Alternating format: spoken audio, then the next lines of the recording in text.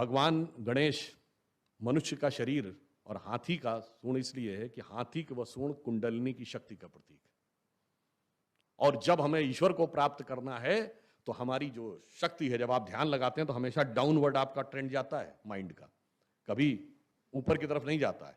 जब हम अपनी आंतरिक चेतना की शक्ति को डाउनवर्ड से अपवर्ड करेंगे तब यात्रा शुरू होगी। इसलिए सदैव उनकी सूंड ऊपर की तरफ। अब हाथी का ही सर क्यों लिया गया है? क्योंकि हाथी के मस्तक में गजमुक्ता होती है, वो ब्रह्मरंध्र का प्रतीक है। चूहे की सवारी इसलिए है कि चूहा हमेशा जमीन के अंदर जाता है, तो हमें अगर उतरना है तो अपने धरातल के अंदर के धरातलों पे उतरना पड़ेगा। वहां से जाके हमें वह नए आयाम मिलेंगे।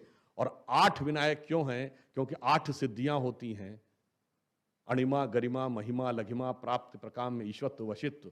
तो जो जो आप कुंडली का एक एक चक्र भेदन करते जाएंगे, एक एक सिद्धि प्राप्त होती जाएगी। और फिर एक दांत क्यों है?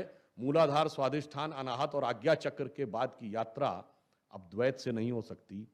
यानी अब ईश्वर और संसार दोनों में एक साथ मन लगाकर यात्रा नहीं हो सकती। अब एक के साथ संबंध तोड़ना पड़ेगा।